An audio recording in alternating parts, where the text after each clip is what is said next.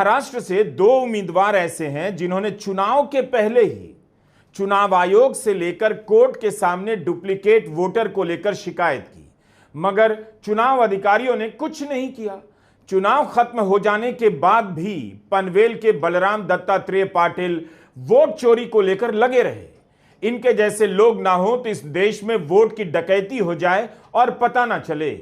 Frontline के अमेय तिरोडकर की report में महाराष्ट्र चुनाव के दो उम्मीदवारों के नाम सामने आए हैं। इस वक्त भारतीय जनता पार्टी को महाराष्ट्र के अंदर से एक बड़ा झटका लगा है। दावा किया जा रहा है कि महाराष्ट्र के अंदर दोबारा चुनाव होंगे। भाजपा की फिर से उड़ गई नींद। सुप्रीम कोर्ट दोबारा कराएगी महाराष्ट्र में चुनाव। इसके आगे आप लोग एक बड़ा सा क्वेश्चन मार्क लगाइए। दरअसल महाराष्ट्र के अंदर से भी एक बड़ी धांधली जैसी स्थिति सामने देखने को मिल रही है। किस तरह से पोलिंग बूथ की वीडियोस, पोलिंग बूथ की जो वोटर लिस्ट है उसकी डिमांडें की जा रही है। दोस्तों, क्या कुछ खबर महाराष्ट्र से सामने निकल के आ रही है जिसने पूरी तरह से इंडिया के अंदर तहलका मचा रखा है? हमारे साथ वरिष्ठ पत्रकार मौजूद है रवीश कुमार, आप उनकी इस रिपोर्ट को देखिए। नमस्कार, मैं रवीश कुमार। मुख्य चुनाव आयुक्त ज्ञानेश कुमार को जवाब देना चाहिए।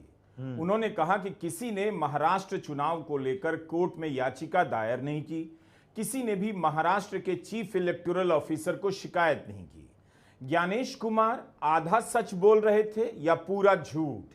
हम इस वीडियो में इसकी पड़ताल करेंगे। फ्रंटलाइन और एक्सप्रेस की रिपोर्ट आपने देख ली होगी। महाराष्ट्र में वोट चोरी को लेकर अमेय तिरोडकर की रिपोर्ट पढ़कर किसी के भी होश उड़ जानी चाहिए। इंडियन एक्सप्रेस में 2002 और 2003 के दौरान 7 राज्यों में हुए इंटेंसिव रिवीजन को लेकर रितिका चोपड़ा की एक रिपोर्ट आई है, जिससे पता चलता है कि चुनाव आयोग ने सुप्रीम कोर्ट को पूरी बात नहीं बताई।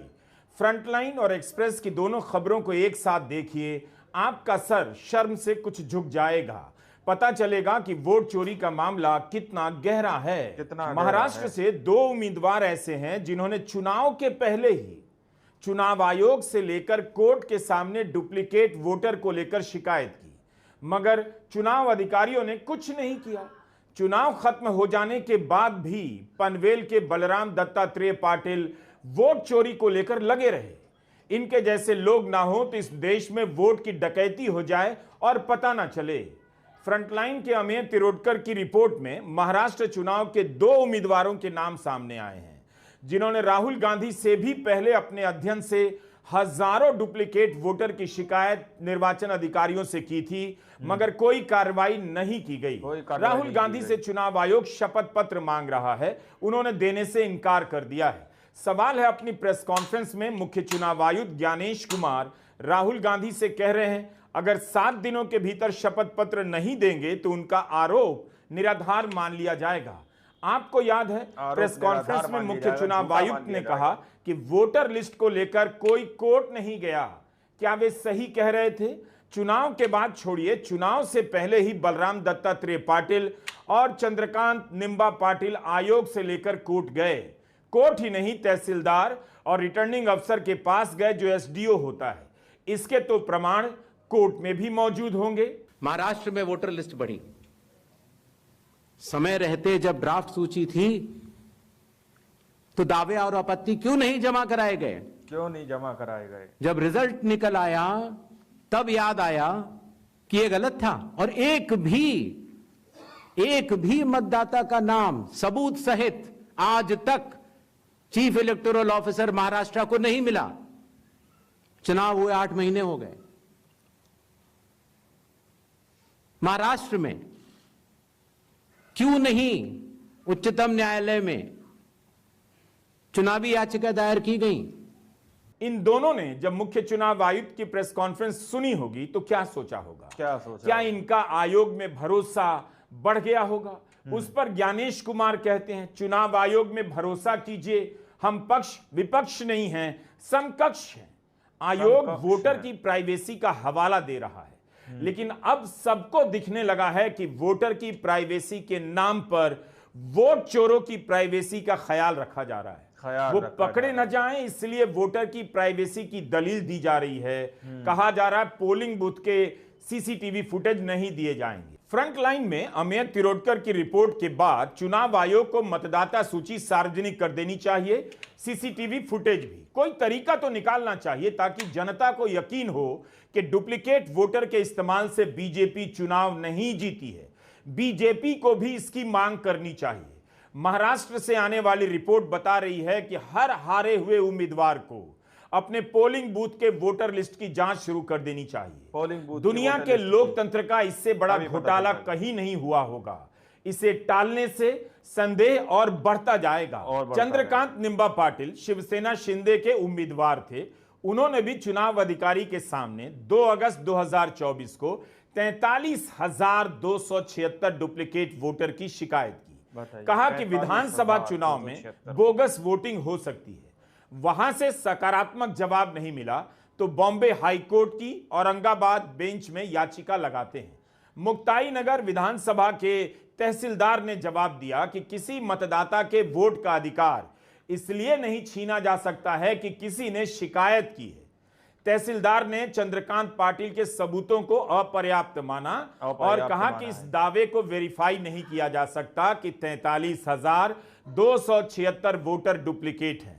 यह भी कहा कि जब तक हर डुप्लीकेट मतदाता की फोटो के साथ अलग से उसका फॉर्म 7 नहीं देंगे तब तक शिकायत को वेरीफाई नहीं किया जा सकता है। क्या यह मुमकिन था कि हर डुप्लीकेट वोटर की फोटो और अलग से फॉर्म 7 भरकर दिया जा सकता था? जाहिर है यह सिस्टम ही इस तरह से बनाया गया है।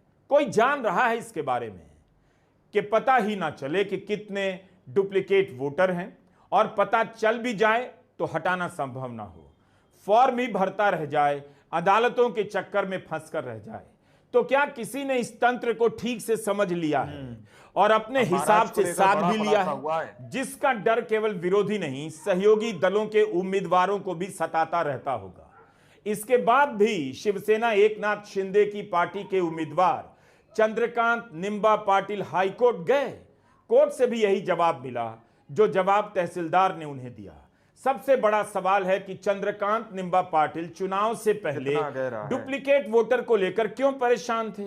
उन्हें क्यों जरूरत पड़ी 43,000 डुप्लीकेट वोटर का पता करने और आयोग से लेकर कोर्ट का चक्कर लगाने की? बेहतर जवाब तो वही दे सकते हैं। महाराष्ट्र में चुनाव के दौरान इस बात की चर्चा चली थी कि शिंदे मुख्यमंत्री नहीं बनेंगे।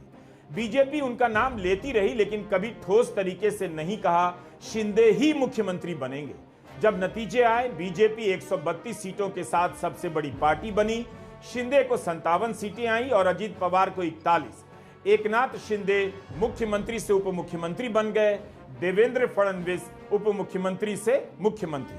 चुनाव के दौरान हो सकता है कि शिंदे की पार्टी के भीतर यह आशंका रही होगी कि कहीं चुनाव में निपटा न दिए जाएं, और तरीका उन्हें पता चल गया होगा। चंद्रकांत निंबा पाटिल ने तब बॉम्बे हाईकोर्ट में कहा था कि मतदाता सूची से डुप्लीकेट वोटर हटाने का काम बीएलओ से नहीं कराना चाहिए, सरकारी कर्मचारियों से कराना चाहिए। उन्हें बीएलओ पर भरोसा नहीं था। किसे पता होता है कि किसकी गर्दन कट जाएगी और किसके सर पर ताज रख दिया जाएगा। चंद्रकांत निंबा पाटिल साधारण नेता नहीं है। उन्हें सामने आकर बताना चाहिए कि महाराष्ट्र विधानसभा चुनाव से पहले उन्होंने 43,000 डुप्लीकेट वोटर की शिकायत क्यों की और अब इस मामले में क्यों चुप हैं। अब मिलिए बलराम दत्तात्रेय पाटिल से, जो कांग्रेस गठबंधन के तहत पेजेंट एंड वर्कर पार्टी से पनवेल से उम्मीदवार हुए। इन्होंने भी चुनाव से पहले अपनी विधानसभा में रिटर्निंग अफसर से शिकायत की कि 25,000 से अधिक डुप्लीकेट वोटर हैं और रायगढ़ जिले में 85,000 से भी अधिक हो सकते हैं। लेकिन मतदाता सूची से इसकी सफाई नहीं हुई और चुनाव हो गए। पनवेल में बलराम पाटिल चुनाव हार जाते हैं और मुक्ताई नगर से चंद्रकांत पाटिल चुनाव जीत जाते हैं। तो अब आपके सामने अमेय तिरोडकर की रिपोर्ट के कारण दो किरदार हैं, बलराम दत्तात्रेय पाटिल और चंद्रकांत निंबा पाटिल, जिन्होंने महाराष्ट्र में विधानसभा चुनाव से बहुत पहले डुप्लीकेट वोटर का मामला उठाया था। निर्वाचन अधिकारी से शिकायत की, कोर्ट भी गए। जिस दिन कोर्ट ने चंद्रकांत निंबा पाटिल की मांग ठुकराई, उसके 4 दिन बाद एसडीओ ने बलराम दत्तात्रेय पाटिल की मांग को भी निरस्त कर दिया। चंद्रकांत पाटिल चुप हो गए क्योंकि जीत गए और पता नहीं अब डुप्लीकेट वोटर के बारे में क्या राय रखते हैं। लेकिन बलराम पाटिल अभी तक इसकी जांच में जुटे हुए हैं। राहुल गांधी वोट चोरी को लेकर बिहार में सड़कों पर हैं, बार बार महाराष्ट्र का जिक्र कर रहे हैं, बल्कि सब इस मसले को भूल गए, मीडिया ने भी भुला दिया। लेकिन राहुल गांधी महाराष्ट्र के चुनाव में वोट चोरी को लेकर लगातार बोलते जा रहे हैं। 7 अगस्त की प्रेस कॉन्फ्रेंस में उन्होंने कर्नाटका के महादेवपुरा विधानसभा का उदाहरण दिया, जिसकी मतदाता सूची के अध्ययन में 30-40 लोगों की टीम को 6 महीने लगे। राहुल गांधी ने 1 लाख से अधिक फर्जी वोटर के मिलने का दावा किया है। इनमें से 11,965 से अधिक वोटर डुप्लीकेट बताए जा रहे हैं, जबकि बलराम दत्तात्रेय पाटिल ने महाराष्ट्र चुनाव से पहले रायगढ़ में 85,211 डुप्लीकेट वोटर पता लगाने का दावा कर दिया था। अकेले पनवेल में 25,000 से अधिक डुप्लीकेट वोटर। उनका दावा है कि इन डुप्लीकेट वोटर ने वोट भी किया होगा। महाराष्ट्र का चुनाव इसलिए चोरी किया गया क्योंकि वहां पर लाखों करोड़ रुपए की जमीन धारावी में थी और वो जमीन इन लोगों को अदानी को दिलवानी थी।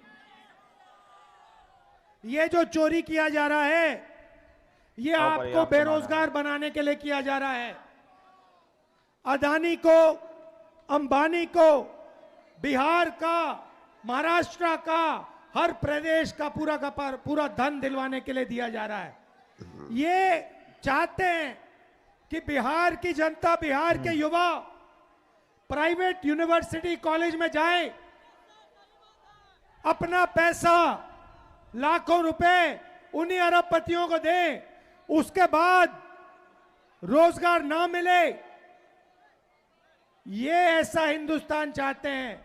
भाइयों और बहनों, वोट चोरी इसलिए हो रहा है क्योंकि आपका धन, आपका भविष्य चुराना चाहते हैं। अदानी और अंबानी जैसे लोगों का भविष्य बनाना चाहते हैं। और यही काम यहां हो रहा है, यही काम गुजरात में हो रहा है, यही काम महाराष्ट्र में, यही काम मध्य प्रदेश में, यही काम उत्तर प्रदेश में, और इस बार हम बिहार में इनको रोकने जा रहे हैं। चुनाव आयोग अब घर नहीं बैठ सकता, उसे जांच को लेकर कुछ करना तो पड़ेगा।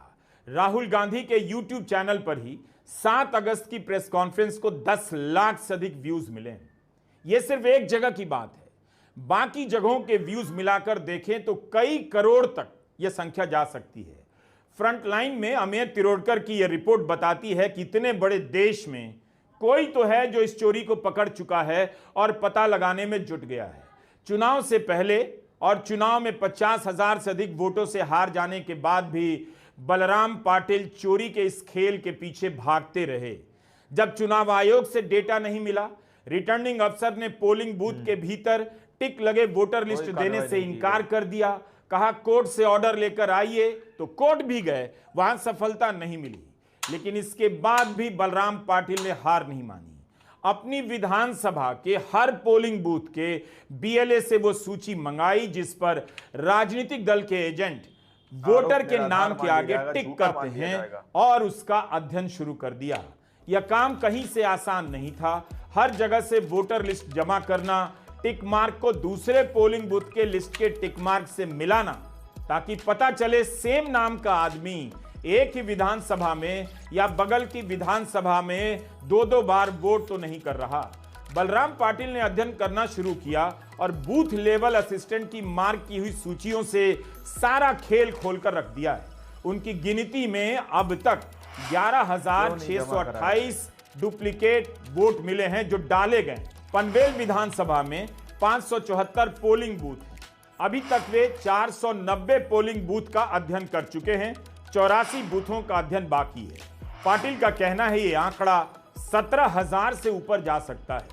उनके आरोपों के जवाब में चुनाव आयोग कह सकता है पोलिंग बूथ के एजेंट की सूची है, उसकी विश्वसनीयता हम स्वीकार नहीं करते। तब फिर चुनाव आयोग पोलिंग बूथ का टिक किया हुआ रिकॉर्ड क्यों नहीं दे रहा है? वोटर लिस्ट क्यों नहीं जारी की जा रही है? उम्मीदवार कहां तक एक एक बूथ का डेटा जमा करता रहेगा? इलेक्टोरल बॉन्ड याद कीजिए, कैसे हजारों करोड़ का घोटाला चंदे के नाम पर किया गया, जो बाद में असंवैधानिक निकला। उस समय भी इसके पारदर्शी होने की दलील मोदी सरकार दिया करती थी और यह कानून असंवैधानिक इसलिए ठहराया गया क्योंकि पारदर्शी ही नहीं था। चुनाव से पहले आयोग कहता है डुप्लीकेट वोटर का फॉर्म 7 जमा करो और उसके बाद कहता है 45 दिनों में आओ, नहीं तो मुख्य चुनाव आयुक्त हारे हुए उम्मीदवार को ताने मारते हैं। कब तक आयोग इन नियमों की आड़ लेता रहेगा और वोट चोरी करने वाले बचते रहेंगे? आखिर चुनाव आयोग भी इन्हें क्यों बचाना चाहेगा? उसे तो आगे आकर जांच करनी चाहिए। यह कौन सा प्लान है नियमों की आड़ में चोरी का कि कोई यह नहीं कह रहा कि चोर को हम पकड़ेंगे, बल्कि चोर को आप पकड़ कर लाएंगे तो हम भी चोर नहीं मानेंगे। तभी पता चल यह कहां का न्याय है? गांव में चौकीदार रखा जाता है कि वो चोर को पकड़े, उस पर नजर रखे, और चौकीदार कह रहा है गांव से किसी ने शिकायत नहीं की इसलिए हमने चोर को नहीं पकड़ा। वोट चोरी क्या होती रहेगी? क्या चोरी से सरकार बन जाएगी और आयोग कुछ भी नहीं करेगा? सारा देश देखता रह जाएगा। अच्छा बताइए, ये जो वोट चोरी हो रही है इसके बारे में क्या सोचते हैं? वोट तो चोरी हो रही है। ऐसे सर हम हैं बीजेपी के आदमी, लेकिन फिर भी मैं बोल रहा हूँ अगर बीजेपी में हमारा काम नहीं हो रहा है तो हम विरोध करें। इस धांधली को रोकना होगा आपको सर। तो इसको कैसे रोका जाए? इसको रोका जाए, आंदोलन कीजिए, बहिष्कार कीजिए। और कैसे रुकेगा? लौट जाइए आप एगो काम के लिए, आपका काम नहीं होगा। पैसा है उसके बाद भी डोलिए। ये हालत है, क्या धांधली है यहाँ सर। सोचिए हम 71 साल के हो गए। ठीक, सिर्फ वोट देने से जनता खुश नहीं होगी। हमको काम चाहिए, पार्टी नहीं चाहिए। पार्टी कोई भी जो हमारा काम करेगा हम उसको वोट देंगे। आखिर महाराष्ट्र के बलराम पाटिल और चंद्रकांत निंबा पाटिल चुनाव से पहले क्यों सतर्क हुए? क्यों इन दोनों ने डुप्लीकेट वोटर का पता लगाया और शिकायतें की? क्या यह मानना होगा कि डुप्लीकेट वोटर का खेल महाराष्ट्र चुनाव में ज्यादा हुआ? फिर क्यों ना माने कि इसकी शुरुआत मध्य प्रदेश से हो चुकी होगी या बिहार से भी? जिस तरह से महाराष्ट्र की खबरें आ रही हैं, 2020 के बिहार विधानसभा चुनाव के नतीजों को भी अब लौट कर देखना चाहिए। 2020 में तेजस्वी यादव की लहर चल रही थी, लेकिन नतीजा आया तो 40 सीटों को लेकर विवाद हो गया, जहां वोटों की गिनती आगे पीछे होने लगी। कई सीटों पर 3,500 से कम वोटों से और कुछ सीटों पर 1,000 से कम के अंतर पर तेजस्वी यादव और महागठबंधन की हार हो जाती है। तेजस्वी यादव भी वोट चोरी यात्रा में राहुल गांधी के साथ है। 2020 में वोटों की गिनती में दबाव वगैरह के आरोप के बाद उन्होंने भी इसे भुला दिया। क्या बिहार में भी डुप्लीकेट वोटर के जरिए वोट चोरी का खेल खेला गया होगा? कि किसी के माइक के लाल में दम नहीं जो बिहारियों का वोट काट दे। आप बताओ, 2 गुजरात के लोग बताएंगे कि बिहारी कौन कौन वोट देगा? ये चुनाव आयोग से मिलकर के भाजपा के लोग कोई कार्रवाई नहीं बड़ी साजिश रच रहे हैं। पहले वोटर लिस्ट से नाम काटेंगे, फिर पेंशन से नाम काटेंगे, फिर राशन से नाम काटेंगे, और बाद में ये गरीबी नहीं, गरीब को ही मिटाना चाहते हैं। इस बार आप आइए, निराधार मान लिया, आपका स्वागत है प्रधानमंत्री जी, लेकिन 11 साल का हिसाब देना पड़ेगा। देना होगा कि नहीं देना होगा? इतना झूठा प्रधानमंत्री आपने देखा है? नहीं देखा ना? तो बदलना है कि नहीं बदलना इन लोगों को? इसमें कोई शक नहीं कि राहुल गांधी के लगातार लगे रहने के कारण वोटर लिस्ट का मामला सबके सामने आया है, वरना उनसे पहले समाजवादी पार्टी से लेकर तृणमूल ने वोटर लिस्ट की शिकायतें की, मगर उस शक को लेकर बड़ा आंदोलन नहीं किया। अन्य सीटों का अध्ययन नहीं किया गया। दिल्ली में आम आदमी पार्टी ने वोटर लिस्ट को लेकर हंगामा मचाया, सबूत भी रखे थे, लेकिन मीडिया ने मजाक उड़ाया।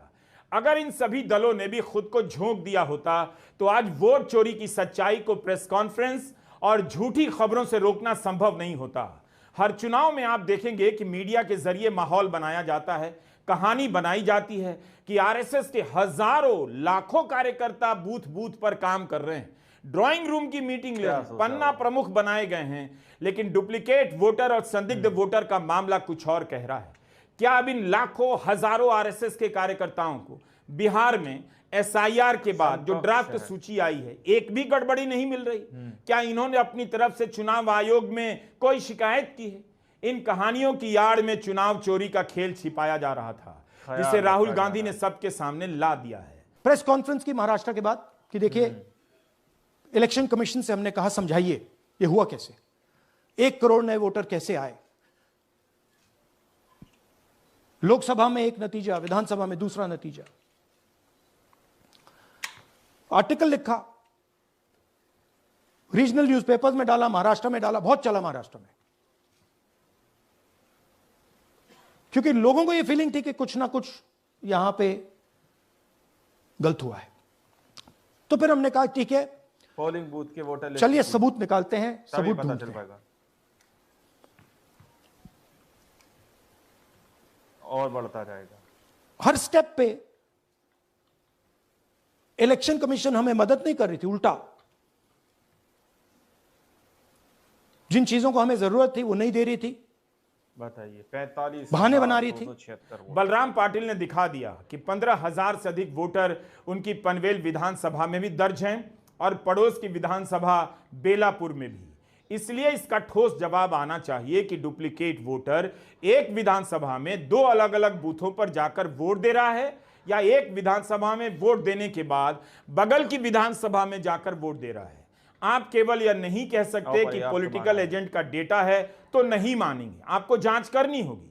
ऐसे तो हर चुनाव में चोरी हो जाएगी।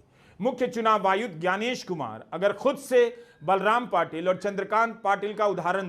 दोस्तों, आप लोगों ने इस वीडियो को शुरू से आखिर तक देखा। वीडियो के अंदर साफ तौर पर बात की गई है कि महाराष्ट्र के अंदर से जो प्रत्याशियों ने 2 चीजें, डुप्लीकेट वोटर को लेकर जिस तरह की उन्होंने मांग उठाई है, शायद उन्होंने भी सोचा होगा कि हाँ, हम जो मांग उठा रहे हैं उसमें कहीं ना कहीं महाराष्ट्र में हो सकता है दोबारा चुनाव हो जाए, हो सकता है सुप्रीम कोर्ट तक हमारी आवाज जाए और सुप्रीम कोर्ट दोबारा चुनाव करवाए।